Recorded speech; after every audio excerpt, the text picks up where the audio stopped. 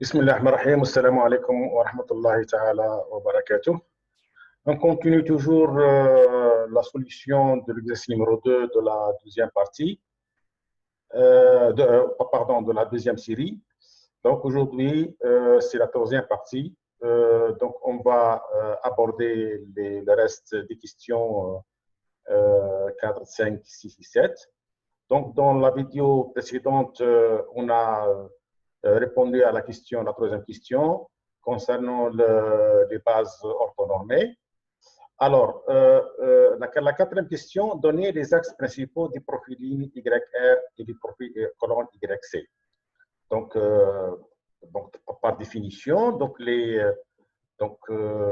voilà, je répète, donc là, je rappelle, dans la vidéo précédente, on a trouvé les bases orthonormées de R4, DC orthonormées, donc U1, U2, U3, U4, formées des valeurs propres de BR, DC-1, et on note de la même façon la base orthonormée B1 étoile, B2 étoile et B3 étoile, DR-1 autonome, B2 R3 formée par les vecteurs propres de la matrice VC DR-1 concernant les profils colonnes.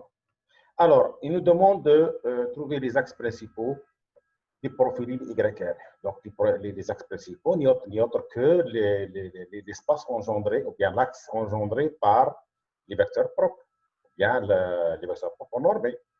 Donc, le premier axe principal, E1, égale vecte de U1 étoile. Donc, c'est l'espace engendré par U1 étoile, et etc. Donc, E2, c'est E2 étoile, etc. Donc, ça, c'est normal, parce que quand, par exemple, dans le repère autonomé, dans l'espace, ou bien le plan euclidien, donc dirigé ou bien par IJ, donc vous avez le premier axe, l'axe des abscisses, donc égal une combinaison donc, du vecteur I, c'est-à-dire lambda, par exemple, une constante K fois I. Et l'axe des ordonnées, c'est une combinaison de J. C'est-à-dire c'est une constante fois J. La même chose, donc l'axe principal ici, E1, c'est une constante fois E1 étoile. Donc le 2 devient une constante fois. Donc voilà, donc ça c'est les axes principaux. La même chose pour les principaux lignes. Les axes principaux du profil ligne, YC, c'est la même chose. C'est vecte de V étoile. Donc, je note juste le I, c'est pas le I des profils lignes, c'est pas le I des profils lignes. Donc, on peut noter, par exemple, UR et UIC. Donc, là, je ne peux pas beaucoup mettre des indices. Alors, donc ça, c'est concernant les axes principaux. La deuxième question, la cinquième question, je pense, oui. Donc, calculer l'inertie totale du profil ligne YR par rapport au centre de gravité et en déduire celle du profil colonne par rapport au centre de gravité JR. Alors, par définition, l'inertie totale, donc l'inertie totale du profil ligne par rapport au centre de gravité.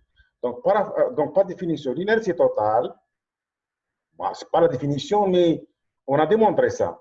L'inertie totale égale à l'écart à l'indépendance. Et l'écart à l'indépendance égale le Q2 observé divisé par l'effectif total. Et on a démontré qu'il égale la somme des valeurs propres. Donc là, ce n'est pas la peine de calculer les Q2 et les Q2, etc.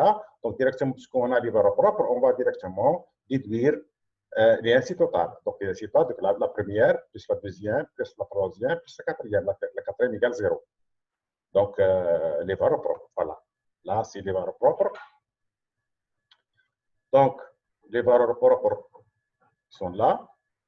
La première, la deuxième et la troisième. Donc, la somme des valeurs propres. Je calcule ici. Alors, donc, la somme égale 0,52, etc.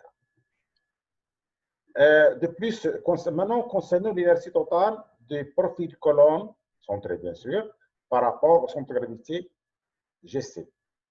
On a démontré aussi que l'inertie totale égale, égale l'inertie totale des profils lignes par rapport au centre de gravité égale l'inertie totale des profils colonnes par rapport au centre de gravité. Donc, il y a une égalité. Donc, ce n'est pas la peine de refaire des calculs.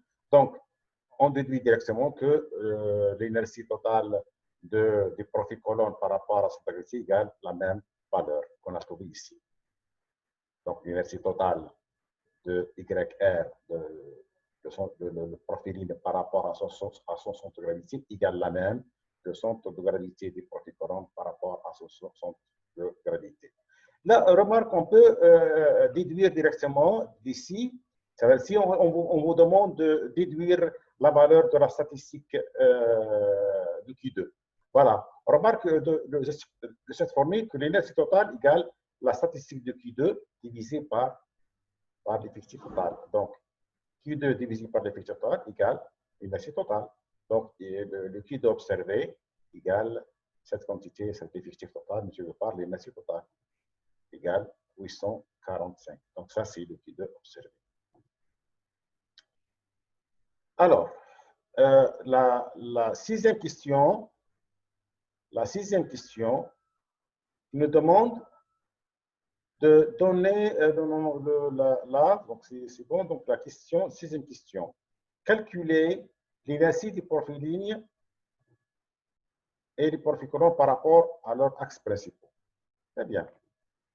C'est facile. Donc, il faut remarquer que, donc, par définition, la sixième question, l'inertie des profils lignes par rapport aux axes principaux, donc les axes principaux, on a 4. On a E1, E2, E3, E4. Donc, l'inertie par rapport à E1 orthogonal égale lambda I, tout simplement. Égale aux valeurs propres. C'est-à-dire que l'inertie du profil centré par rapport à E1 orthogonal égale lambda 1, égale 0,45. L'inertie de profil ligne centrée par rapport à E2 orthogonal égale lambda 2, etc. Et nous avons l'inertie de Y par rapport à égale 4, égale lambda 4 égale 0. Il faut comprendre c'est quoi, il s'agit de quoi ici. C'est-à-dire que la distance entre les nuages de points par rapport à l'orthogonale de 1. C'est quoi l'orthogonale de 1? Égale si E2. C'est-à-dire la distance entre les profils ligne et E2 égale cette quantité. Et la distance entre Y et E2 orthogonale, c'est quoi E2 orthogonale? C'est E1. C'est-à-dire la distance entre égale. Vous remarquez que la distance, elle est très petite. Elle est très petite. C'est-à-dire que les données sont concentrées autour de E1.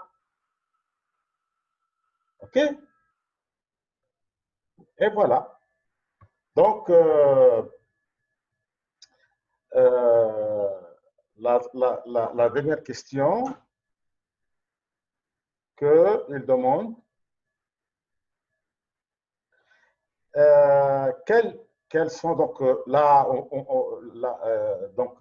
quels sont les pourcentages d'inertie pour les deux profils? Donc, les pourcentages.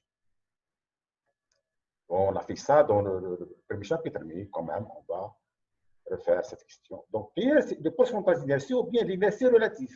Donc, on dit pourcentage ou bien l'inertie relative, c'est la même chose. Donc, inertie relative ou bien pourcentage d'inertie de profiline par rapport aux axes principaux, à quoi égale? Égale le lambda I divisé par la somme, par l'inertie totale. C'est-à-dire le lambda I divisé par l'inertie totale. Notre inertie totale à quoi égale? Égale, voilà, égale 0,53. Donc, divisé par la somme de lambda I. La somme de lambda I, c'est l'inertie totale. Multiplié par 100 pour avoir un pourcentage. Par exemple, pour la première, l'inertie de YR par rapport à E orthogonal égale lambda 1 divisé par la somme des lambda multiplié par 100. Nous avons donc égale 90. Donc, on ajoute le pourcentage. Donc, 90%. OK? Donc, inertie relative de Y à E2, donc, de E2 orthogonale. Donc, 5, donc cette valeur, donc lambda 2 divisé par la somme des lambda divisé par 100 égale 9%. Pour E3 égale à peu près égale 0%. Et par rapport à Y, pour 4 orthogonales, égale exactement égal 100. Remarquons que si on fait maintenant l'inertie relative de nuage de pain par rapport au plan, le premier axe principal et le deuxième axe principal, à quoi égale l'inertie? Égale la somme. C'est-à-dire on représente les données. Si on veut représenter les données sur l'axe, le plan formé par E1, E2, pour voir est-ce qu'on a une bonne inertie, on va remarquer ça, combien le pourcentage d'inertie par rapport au premier plan, E1, E2. Donc, égal 90% plus 9%. Donc, le premier, c'est 90, 9, à quoi égal? Égal exactement à 100%. Donc, on est chanceux dans cet exercice. Nous avons la totalité d'inertie. C'est-à-dire, donc, on n'a pas une perte d'information. Voilà. Donc, voilà, on a répondu à la deuxième exercice. Notre niveau avec donc, le troisième, la troisième, ou bien le troisième exercice de cette série. Salam alaikum wa rahmatullahi wa barakatuh.